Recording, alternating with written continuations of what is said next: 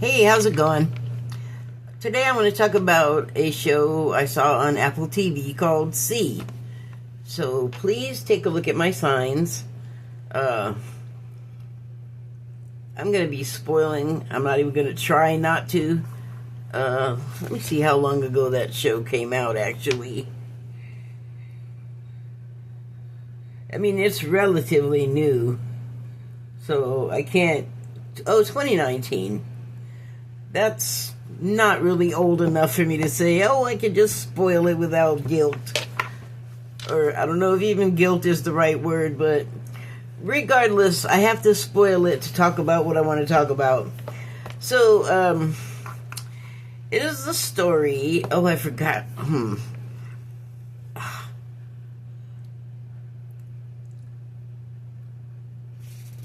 I don't even know what it is. Some kind of straw. I wasn't eating straw.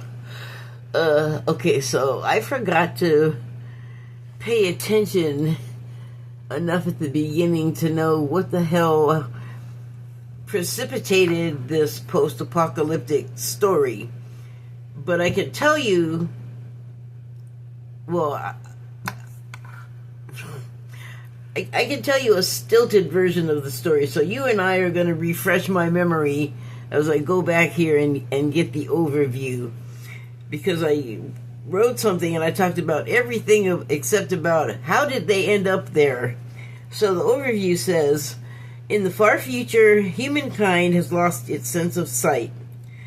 The father of twins who are born with the mythic ability to see must protect his tribe against the shattered queen. So, it says nothing. That makes me think I wasn't careless and it just never said what the cause was. Because it's not invaders from space. It may have been disease. I don't know. But I wrote this little thing. It's only two pages, so... it shouldn't be too painful. So, recently I finished the Apple TV series See. It's about American society after it's been taken down from the real and self-styled greatness it ever held. Judging from the wild green growth that's overrun the no longer maintained structures, whatever hit must have hit globally too. Eventually, the viewer is given to understand that the story takes place in Pennsylvania, what used to be Pennsylvania. People broke down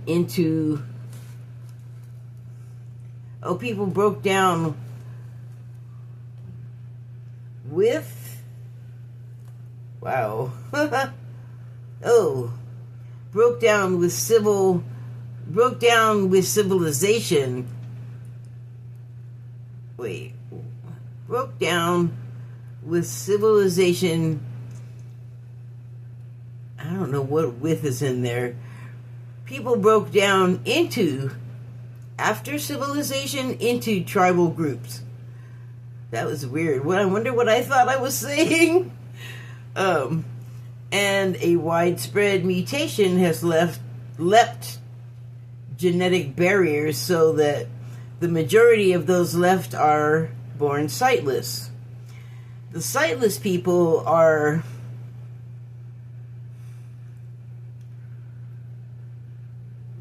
unlike reality, they are suspect and hunted taboo. They're the freaks, because unlike reality now where no one is thought to be evil or anything but blind because they're blind. But that's what happens when, logic and stuff breaks down, and I mean, not just logic, but sort of knowledge, like scientific logic, like critical thinking, so that you're not just completely making it up as you go along and coming up with, like, you know, magical thinking stories. And anyway, let me get back in here. So anyway, the silent people become the freaks, and I guess we always got to have somebody in our societies to have something wrong with,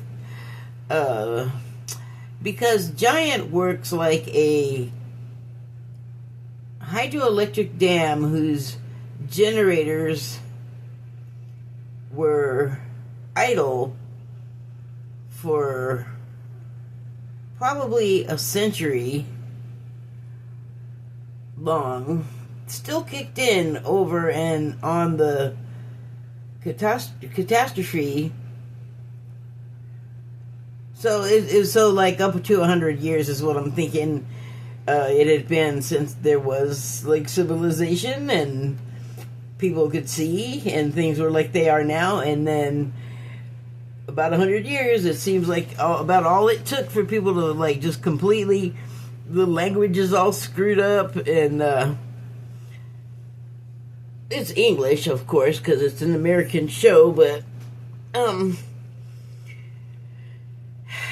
what was that movie with like Channing Tatum and Halle Berry and Tom Hanks, I think, Jupiter or something, and it was all like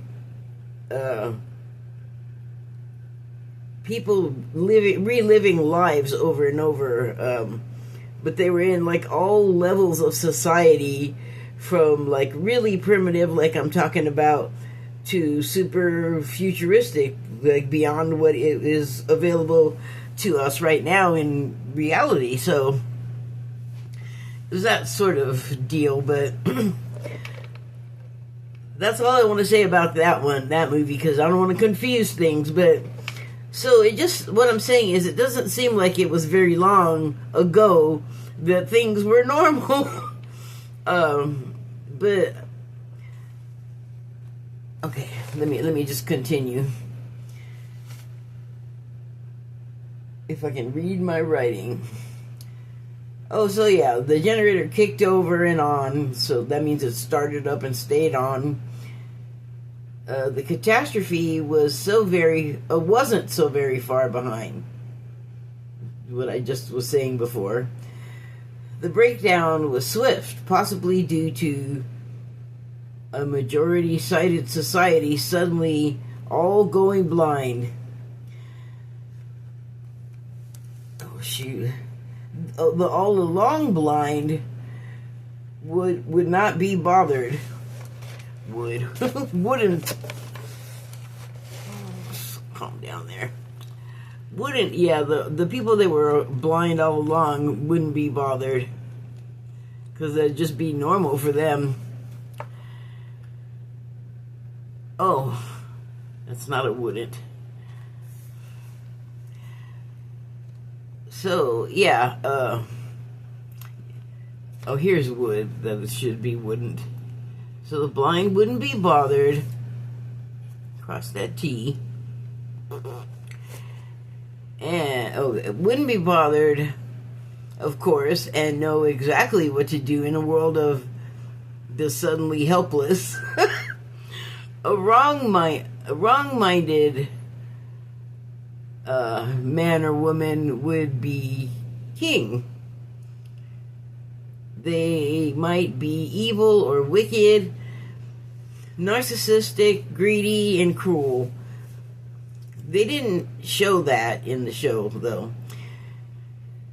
No before math at all. Like, they didn't say what happened. I thought maybe I just wasn't paying attention and missed it, but since the IMDb starts where it's like stories just going, no mention of why things are that way, and they really barely mention it. Like, I'm unclear if it was like a disease or some kind of natural disaster or some kind of contamination. Okay, So yeah, they didn't show that. No before math. Maybe someday they'll do a prequel. That might be interesting. What they did show was a scatter of fiefdoms ruled by a queen who's all appetites, impatient and immoral. Everyone and everything at her disposal to be used, abused, and discarded. The other lands and rulers, rivals and conquests to her. And she had the most annoying, imperious sing-song voice that was really high and into this annoying register. And she'd roll it up and down. And by the time you got to know her, you wanted to strangle her. And every time you heard that voice, it was like the nails on the chalkboard. You're like, ah! When is somebody going to get rid of her? Like, lock her up or strand her on an island somewhere? I mean, she's blind. She doesn't know where she is. What's she gonna do? Anyway, so yeah, everything at her disposal to be used, abused, and discarded. And the other rulers and rivals are conquests to her, or they are rivals and conquests to her. In the mountains and out to the fringes of the land that could be reached by foot or horseback. I spelled horse. The pen must not have made that. It looks like I spelled horse with a C, but the bottom half of the S, I don't think I pressed down hard enough. Where did horse with a C go? Oh, there it is. Oh yeah, I did try. I can see a mark. Just no ink took to it. So yeah, anywhere like on the fringes that could be reached by on foot or by horseback, or up in the mountains were sort of out of reach of this woman, this queen who just sort of was a destruction machine, basically, just so manipulative and such a liar. And just like the first scene you see of her, I'm not gonna describe it, but it sets the tone, like right there, you know, like, oh, wow, okay, that's what kind of person this is. Sorry, I don't know, I've just become real sensitive to certain scenes like this one lately, and it's just like, I don't want to see it, I don't know about it. If you can't like be nice when you're doing that stuff, I don't need to know. It's sex. Okay. On the fringes, horseback, many wander to live and be free of her or any intervention. The tribes fragmented and scattered, fighting amongst themselves and growing families. Everyone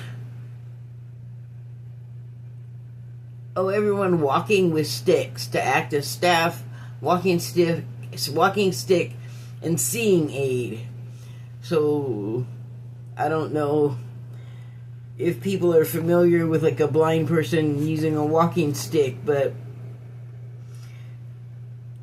there's like a medical one that I used to see when I was a kid. I haven't seen a blind person that I know of using one of those in a really long time, which, like, that's the thing that's weird about this story, is that there's not that many blind people now today that I can even, I can probably count on one hand the number of them that I've seen walking around and using a walking stick. But that's usually how you identify them, because they can't see. They got to use, if they're using echolocation, you could see and hear that if you were not blind. So, but the walking sticks are like a medical device, or the ones that I'm thinking of. There's probably something else that's replaced it today, but they used to be white, and they were like, I think metal, and they sort of telescope, so you could like store it probably and like make it shorter.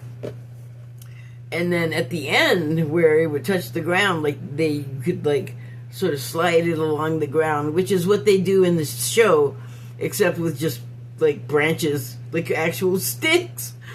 So The medical one, though, at the end of the stick, instead of it just being a tip, I believe there's like something like a rollerball on like deodorant or something, that so that it just, the stick just travels and it's not, just scraping, or so that it rolls.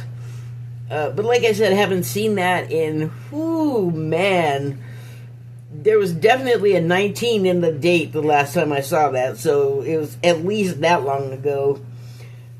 Probably in like the 80s, the 1980s. It was a long time ago, like now that I'm thinking of it.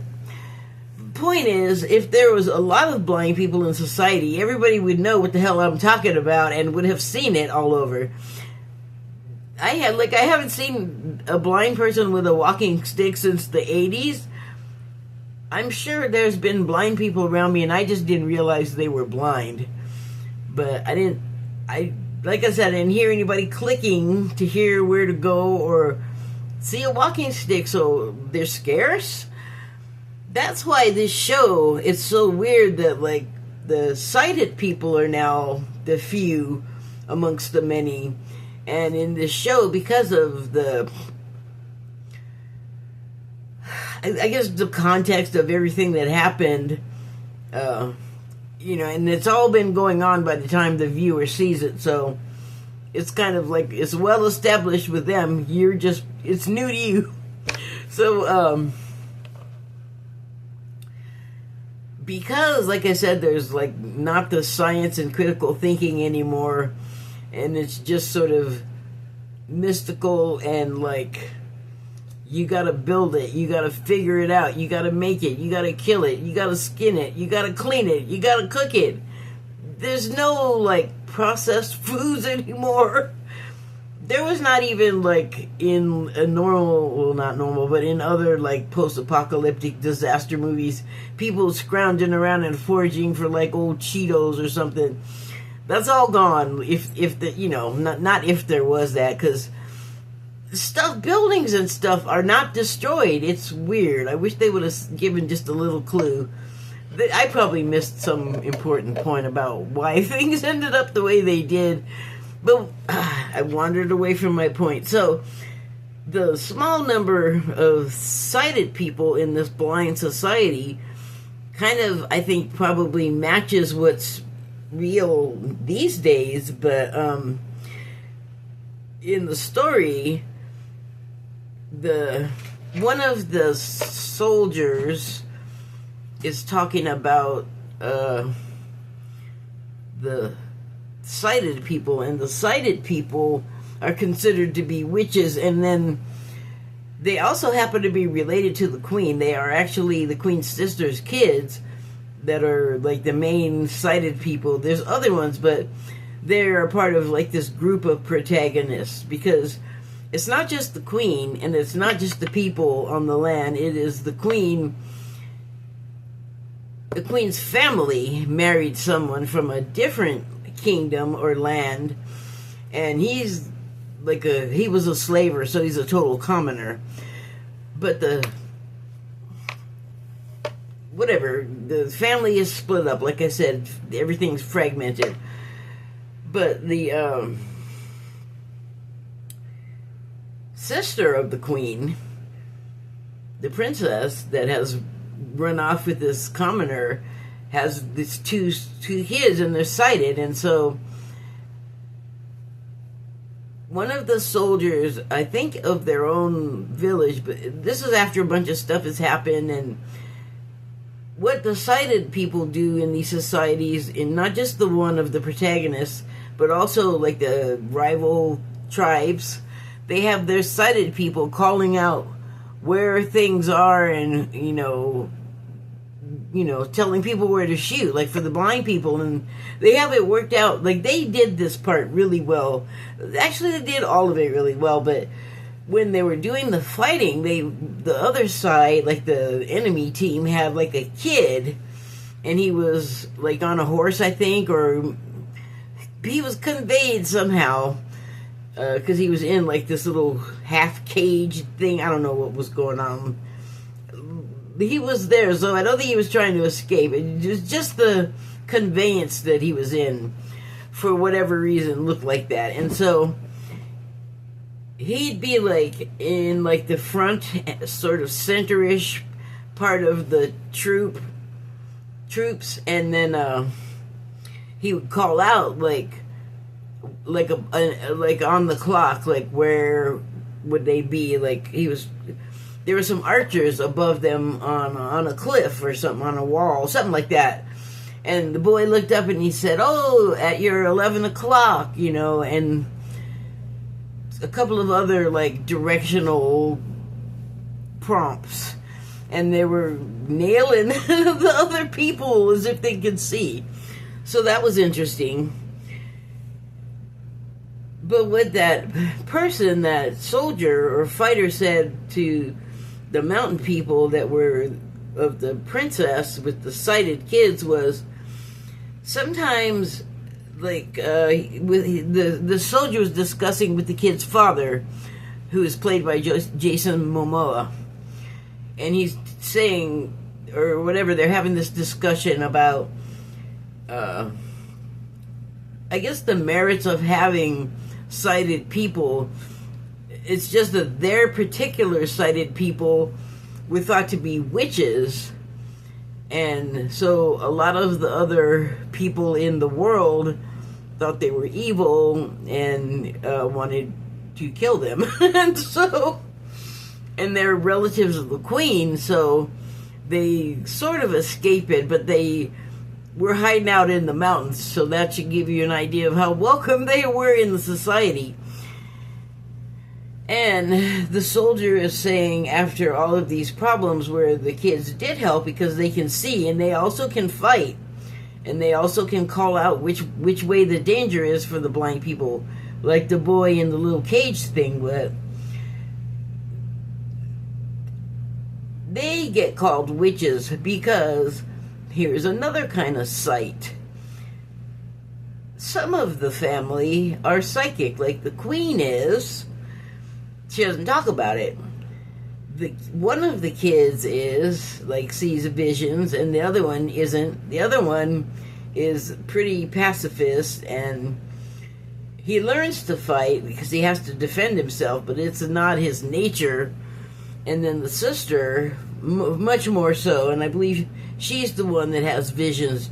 But then her mother, the princess, I believe also has visions or something too. So that is another, like, foresight is another kind of sight that the queen just, like I said, she's manipulative, so people don't know that she's got it too, but she has a whole, like, battalion of tracker, hunter, seeker, killers called the Witch Hunters, and they're like the ones out looking for people that are like her family, and they are just out there too, you know, and in where people are hunting, like like I said, they were hunted. It's their own aunt that was hunting them, even though she's a witch herself. I told you she was manipulative and bad. So this show just kind of pointed out there's many ways to see, and then like the interactions amongst the cast, you know, there's family, and there's like a royal wedding arrangement where the princess is already married, but because of the queen, who forces a situation, there's like a throuple. But the woman, the princess, only like gets it on with her husband and becomes, unfortunately, the third guy whose castle everyone is now living in. The queen has just come in and appropriated, like literally just walked in and said, "Where's my master bedroom?" Basically, and then all of her entourage came in, and the princess, and they're dragging all kinds of people, and he's just like, okay, I guess I have to do this for my country. And then it just evolves to where he's in a cold, loveless marriage with the princess. Well, it's not that cold, but love-wise, it's ice cold. And he falls in love with her, of course, because unattainable. What are you doing, nut? So, okay. You got all of that. Let me just finish this. Where was I? Okay. Oh, that is not where I was.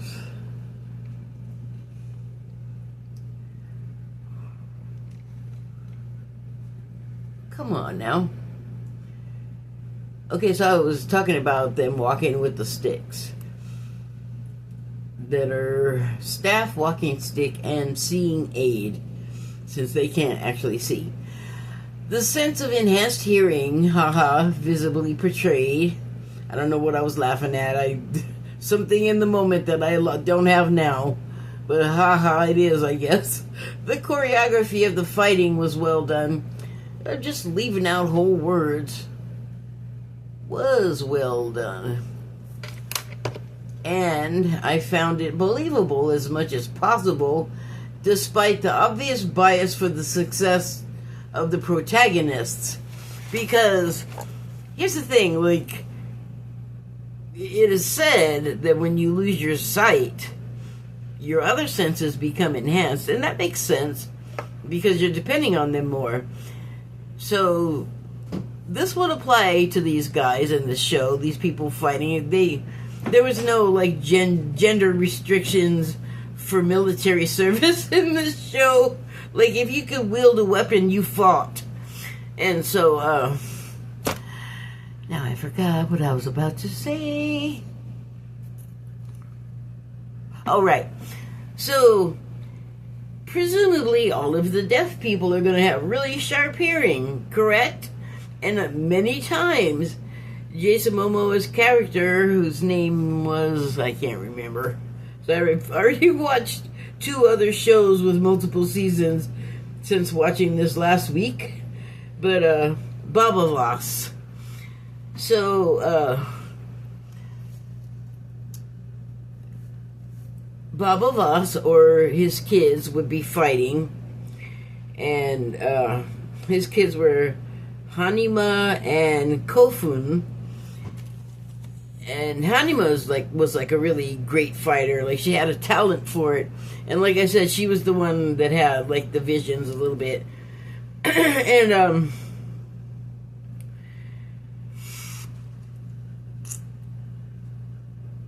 right. Baba Voss would be fighting. And maybe the kids weren't around. Like, they did a lot of fighting in this show. Like, hand-to-hand combat. Tons.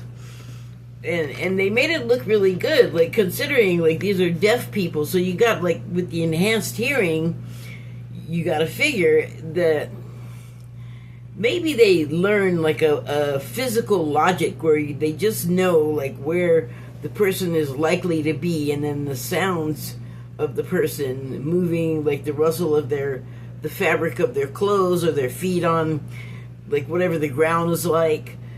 You'd have all these cues to make up for your loss of the visual cues. Although, if you were born blind, it's not a loss to you because you never had it. You can't lose what you never had. So, sometimes they'd be fighting and Baba Voss would... This is the thing that always gets me about watching the hand-to-hand combat in shows and movies, is that because it's not actual fighting and it's choreographed, if they don't do it like a dance so that it's fluid and each movement is continuous, you have those milliseconds of somebody standing there waiting.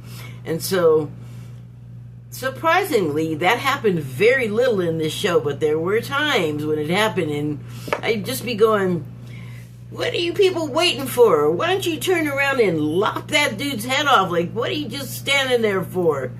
Milliseconds, but I noticed it. And in this show and other shows, I don't like it. You have to fix that because, look, all I can say is if you watch a kung fu movie from China, you don't see that pausing for whatever, like waiting a beat for the next person's move to come. You guys are like mind melded. You are moving fluidly because you are like slotted into each other's vibe. Like, you just know.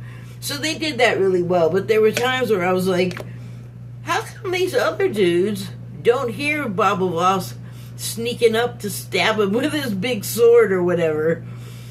And by the way, he was wearing like a Japanese style kimono situation for most of the movie. He was wearing loose, flappy clothes, so I guess that's the problem with being stoned when you watch stuff. You pick every single detail. But, you know, overall, it was a very good show. Let me see here. Let me just finish this. I think there's a couple of sentences.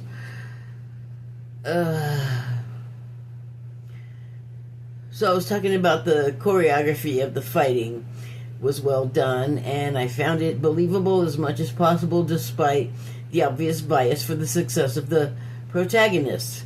You could sometimes tell the other players had supernatural hearing loss, but that's okay, you know. It was in the script. Because again, you know, the protagonist always got to win the way the script says, so it doesn't matter if I could see hesitation where somebody should have been struck or cut. That's not in the script. There was yet another level of sight in the story. And that's true, and it was how they saw each other. A lot of hard decisions were made. Like the queen ends up seducing her own nephew and has a child, and that was wrenching because I don't know if you remember, but I mentioned the son, the boy of Baba Voss and the princess, was a sensitive type and a lover, not a fighter, and completely naive. Like she was his first and every first experience. Like all of it, kiss, touch, tug, and so on. So, like, that is the way to totally entrap someone, basically, and that's what happened. So, imagine what this kid went through, okay? Like, it's weird because he grew up on a mountain where they had, like, animals and stuff, that he would be so sort of naive about sex. Like, you'd think he'd have seen animals doing it, or even, like, kids seeing the animals doing it, they want to try it too. Kids want to do that anyway without any animals to look at, to be inspired by. It's kind of a natural thing that happens.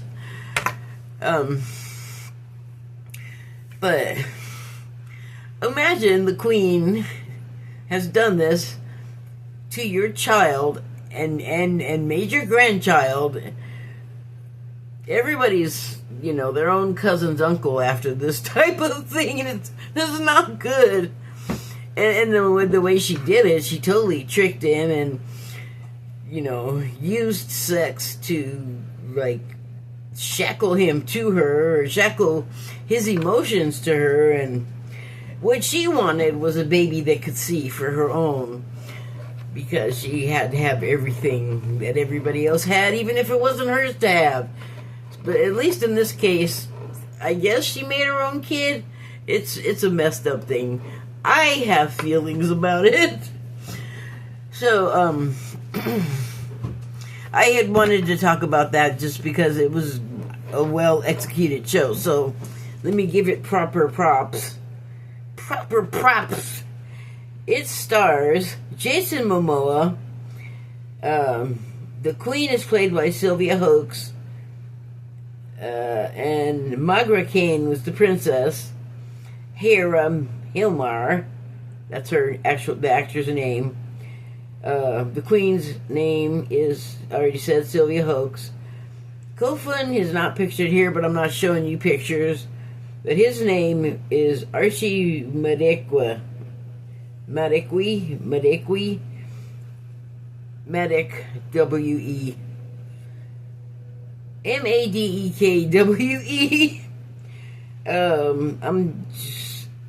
A young woman named Nesta Cooper played Haniwa. The only one I've heard of any of those so far has been Jason Momoa. I'm not going to name the whole cast.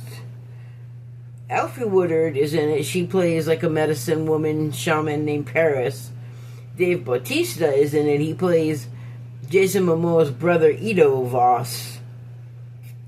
And hold on, there was another couple of bigger names that were in this. Joe Flanagan from Stargate Atlantis was in there, and I didn't even notice that it was him. But it says he played the military, and that I remember the character. He wasn't in it that much, and he wasn't focused on very much. Oh, wow.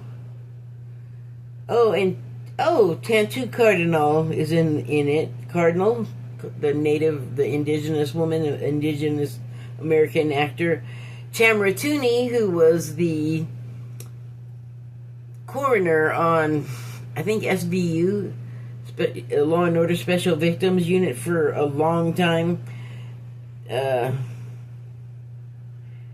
There's an actress here. Her name is Brie Klauser. Klauser. Klauser. Klauser. And I think that she's in the Progressive commercials, and she plays the very deadpan character. They just gave her a song in the ad, like it's... Never mind.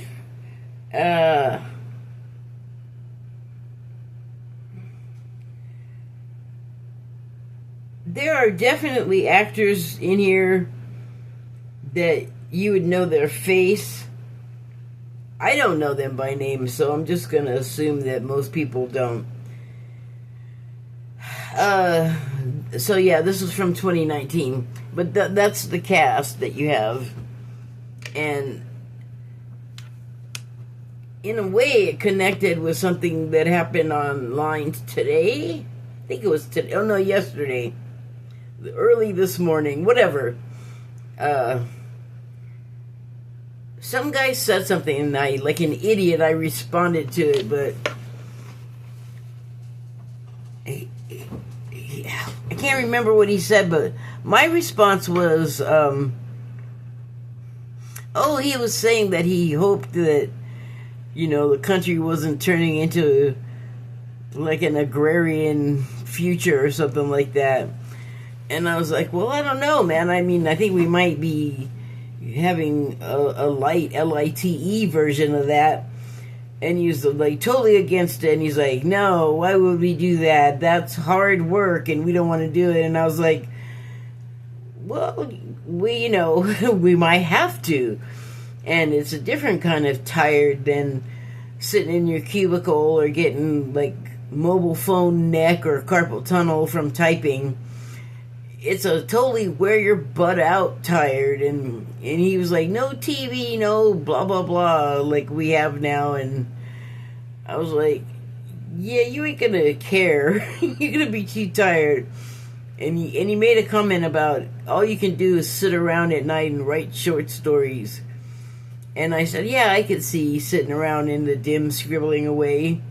And he just, that rubbed him the wrong way or whatever. So then he's like arguing with me about the need to even have any agrarian, like why. And I'm like, to supplement the food supply for yourself, because the government has just clashed with the people that do the job of harvesting the food, and the supplies we have are finite, and they're,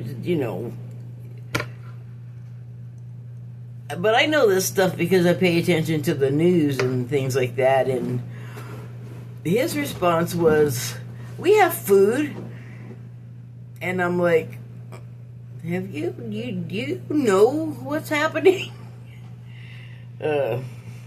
We may have food, but are you going to be able to afford it? Like, he didn't even consider that, but I just said okay, because I realized that it wasn't so much a matter of whether he saw the news or not. He may have seen it, but it's subjective, kind of, but it's also a matter of, like, where you are consciousness-wise, because on some level, that's not a big deal to you that things might run out. In fact, it's so little a deal that you don't even think it's going to happen because it never did before, which makes me think this dude ain't noticing what the situation has been for the past about 10 years now since, well, we had an election in 2020. Was it 2020? Whatever. The first term of the guy that's president now has made it so that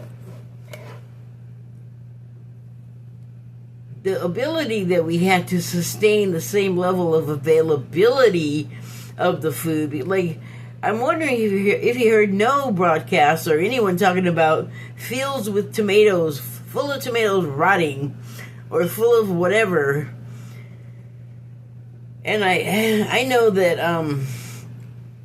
it's not going to be totally terribly bad, but it's going to be enough so that you might want to have started growing your own vegetables at the beginning last spring. Like, I got some stuff going, but it's not like, I mean, I have some mint and herbs. I'm growing small stuff, but people will want that. I want to grow more. I mean, you can grow all year if you have lights, and I've been looking, they're not that expensive. I just know that the range of availability is going to diminish, and then those workers that got picked up, they're not going to be replaced. The ones that got picked up by ICE for the spurious reasons.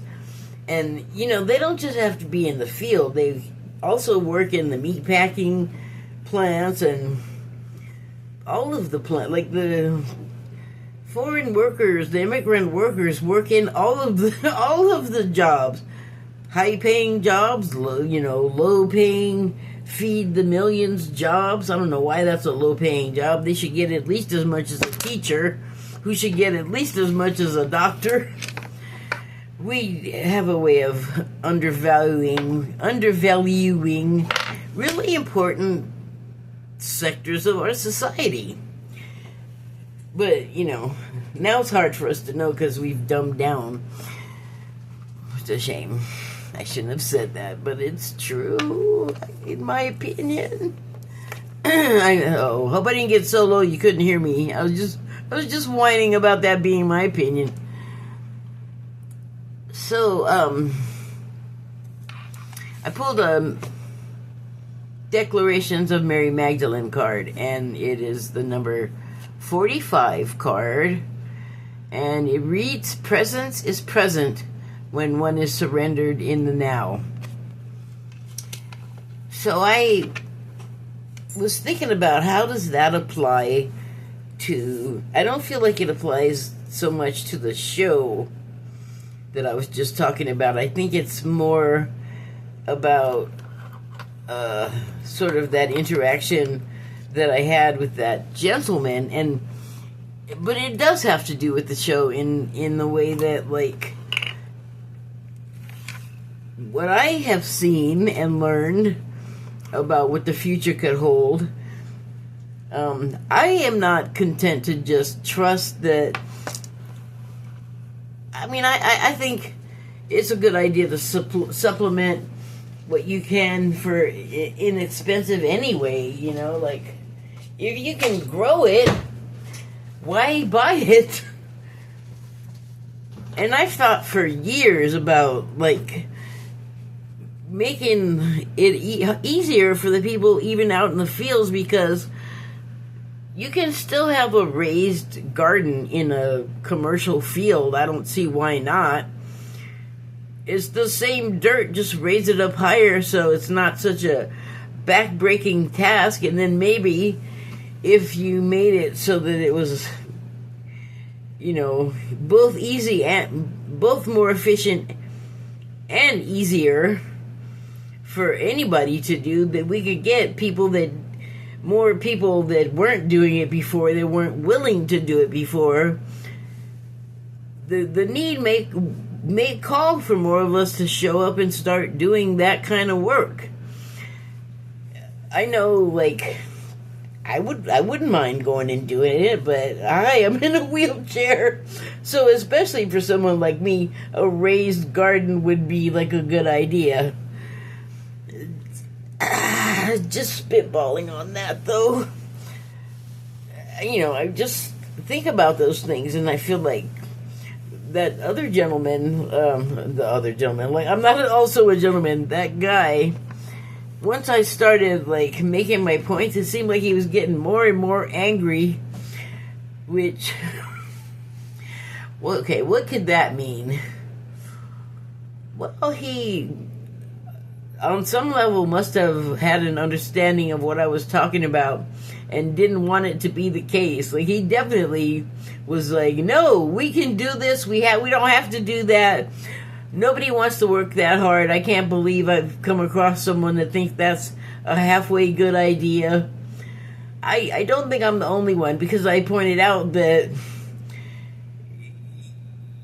the stuff that you're worried about now is you're not the same stuff you're going to be worried about. Like, it's going to be a different kind of fatigue. And also, if you're working particularly in some type of agricultural gardening capacity, you're in closer contact with the planet itself, which is good for all of us, except we don't really know that. Like, we hear a lot, I'm sure, because I know I do, get out in nature, and we should enjoy it more, because that's how it works for you, and it thrives off of us enjoying it, like our being there and really exchanging energy, just like we do with each other.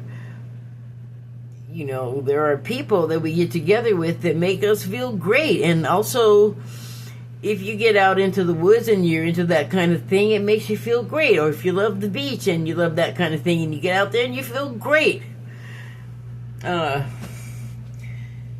It's nice to spend time there, especially since in these places the walls are full of wires and we're constantly getting like G's, not gravitationals, but whatever the phone G's are, we're getting a shit ton of those, so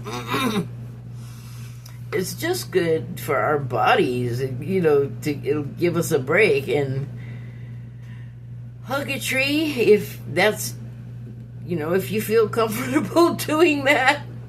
I could do it here and probably nobody would blink an eye, but like getting the wheelchair up to the tree and getting up and down, like I put my feet on the roots. That's as close as I get to hugging a tree. But I mean, if I had access to the ocean, I can tell you that I would, like, after a long day of work or work and band rehearsal, which you're just tired, and then rehearsals and work too is like always you're dealing with personalities, but particularly in a band, you are freer to yell at each other and go, I can't hear myself, or I don't like that lyric, or oh, that sounded like crap, or whatever you bitch at each other about, because that's that's a definite part of being in a band. The personal perhaps clashes occasionally, but anyway, like, that's a long day and it's a lot of like work for the little peanut brain, so it always felt great to go to the beach after that. And the minute I stepped on the sand, because I would automatically take off my shoes, like, there'd just be a physical change within me, definite, serious feeling of calm, which, God, I miss the beach so much. Like, the water, the sound of the waves, and the regular sound of the waves, very relaxing, very calming. For a brief time, I lived in Venice Beach on the boardwalk. Like, you opened up the front door, there was like a few steps and a little gate, and then the boardwalk with the painted line on it and the traffic going both ways. But beyond that, it was the sand, and not too far away across the sand was the ocean, which at night you could hear when you're sleeping, and it was just the most beautiful. I could have lived there my whole life, except I got sick. I got sick and I lost my place in the sublet, so... Oh, because I lost my job because I was sick. Oh, yeah, it was great. But, I mean, it's fine. It wasn't, like, terrible. I've always been very fortunate and been able to find work, but this is not about me, is it? Nope. So, the interaction with the guy, my point is that it just reminded me that everyone has a different perspective. It doesn't have to be... I don't think, like, necessarily describing things as people's consciousness level is well enough understood by everyone to not feel like there's some sort of inferiority that's happening when someone is saying that. It just is sort of this, pretty much the same as if you are talking to a senior in high school, but you're in 5th grade. You know there's differences there, and it's that same type of thing. Not exactly the same thing, but the differentiation is very similar. So, it's not an insult, is what I'm saying. And he just didn't see it my way. And I wasn't at all going to force him. Like, I've already had enough in the past couple of weeks, people... I forget that people on any social platform, sometimes they're just looking for a fight, you know, and I'm just all, I'll talk to everybody, blah, blah, blah, because if it's open and it's public and they let you do it, then you are, I mean, I thought it was pretty implicitly understood that people are going to talk to you, people are going to respond to you. And then, I don't know, like I said, some people are just looking for a fight. And then I also forget that some people just get really mad if you're, like, positive and upbeat or happy about something. Like, people, I don't know what that is. I mean, I guess it's the consciousness thing again. Like, they're just at that level where if something irritates you, you're going to jump all down the throat of the person irritating you, which, if you're at a different level, that ain't cool. But, you know, it's not like... You can be at the lowest level and understand that to be the case. You can understand that to be true. It's a choice you make. There's a lot of that involved. There's a lot of that involved with everything. So, I pulled a card from the Wild Unknown deck just because, I don't know, I was wanting to know what the animal magnetism was on this one. And I got the tiger, the white tiger. So, I was particularly drawn to the fact that it's white. White animals are on a level, like, prophetic about changes in us. I don't know where that's coming from, but, the white animals come at a time when changes in us, like as a collective of persons on the planet, are going through change at the same time. And that's kind of what makes it happen, is like everybody at the same time deciding that they want this change to happen, or they're tired of the way that things were happening, they want no more of it. Like, I watched a GFL video and it was talking about the No Kings marches, and it was saying that it's more than just a statement, it's more than just a showing that, you know, we want changes. They said it was like a, how did they term it?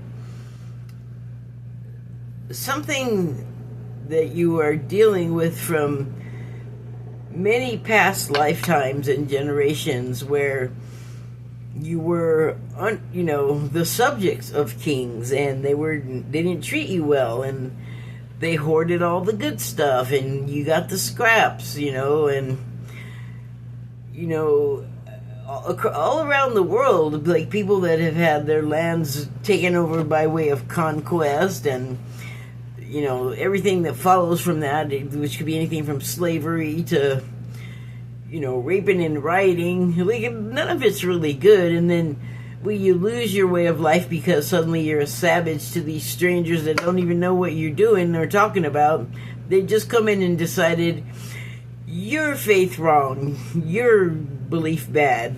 We're just going to get rid of it, and you're going to have ours, which is right, perfect, and number one. We decided, and it's like, well, we didn't get a vote. Well, you don't get to vote. You just gotta take out the trash and build the buildings, and don't talk unless we talk to you. Like, that was a world we had lived in for a really long time. So a lot of us have just decided that not only do we not want a Trump, it's like ancestral versions of us that are just like, no more royalty. They screw us over every time. It never works out well. They send us off to wars to get killed by the hundreds of thousands, millions, whatever it is. No more. We don't want to do it. So that is that is the time a herald.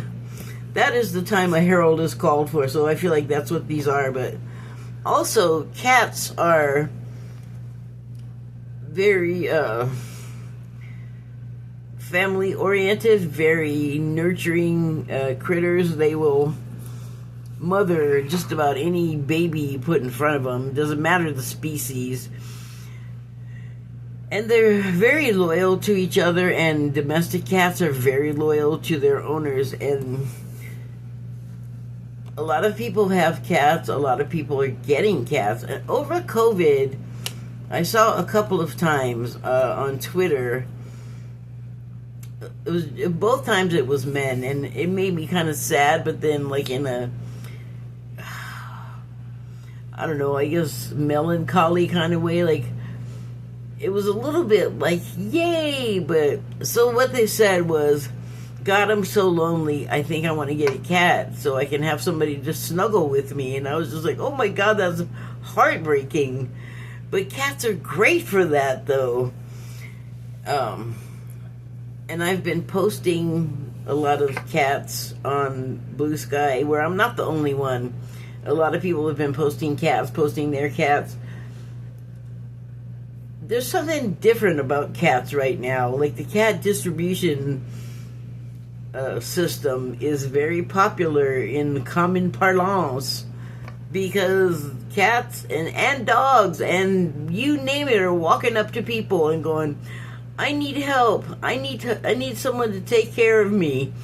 And they either draw the human to come help them and their mate or their mother or whatever it is, or they get fostered and adopted, and if they're hurt, some generous soul comes by and finds them and takes them to the vet and takes care of them. And that is, it's got to go along with the changes we've asked for as a collective group. There's a lot of fighting and struggling going on in the world, and a lot of us against them type things, but regardless of how it looks, that is how things look before a dispute is, fixed, is resolved. And that is also what everyone wants. Like, everyone wants to stop all of this fighting, or not everyone, but more and more every day. A lot of people are realizing, like, we need each other's help. Like, maybe we should stop trying to poop on each other and blame each other for everything, when if we just take a minute to think, most of our problems, we each other don't have the capacity to inflict upon each other. Like, that comes from on high, sort of.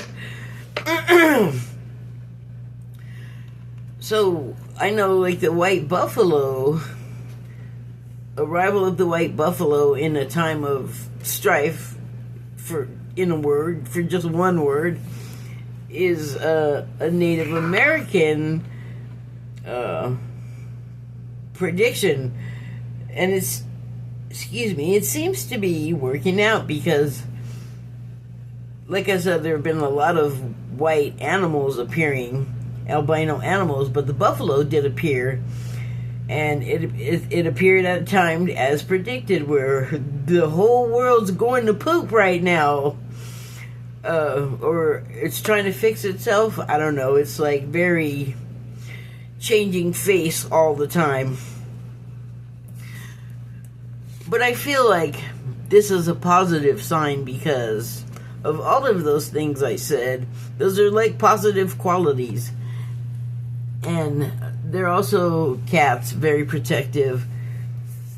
Big cats, dangerously protective, possibly fatally protective if you mess with their baby, or person that they're attached to. So, I don't know. I was just kind of thinking of all of those things, like, how do we see each other and see the situation right in front of us? All of it depends on our presence. Presence is present when one is surrendered in the now. So, sinking into the present, and you can have foresight and you can have afterthought, but we sometimes forget that that's not the important thing. Like, that's something that already happened that can't be recovered or redone, or the thing that hasn't happened yet that we don't even know how that's gonna roll out.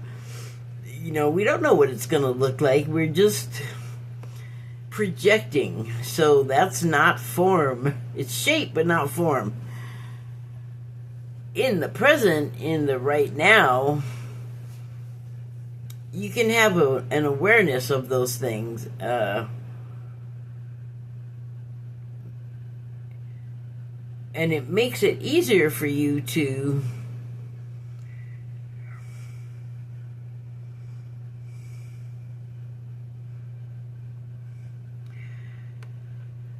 stop and take a minute and see that, like, it's not just your present. All the other people are having their present here at the same time. And so we have to be respectful of that. Like, there shouldn't be an occasion where one of us is to each other trying to fix the problem that they have or the problem that they are.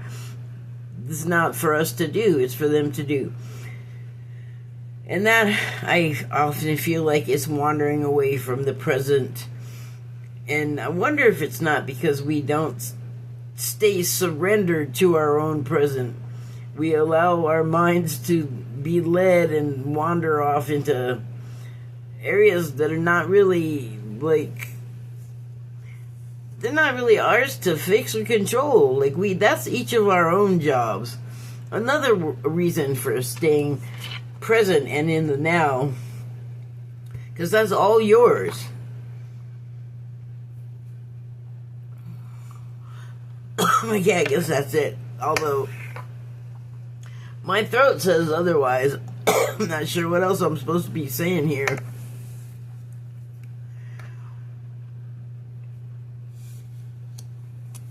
I don't know.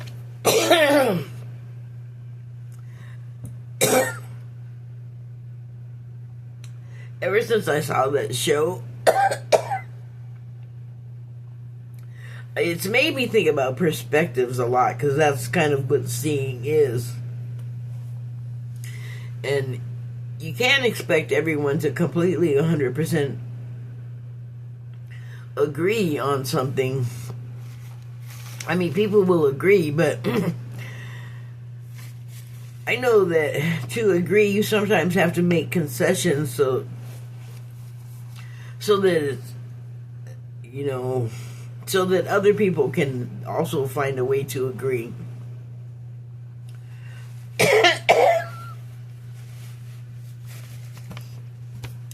Okay, I'm gonna say thank you and good night. That I don't know what I'm gonna do.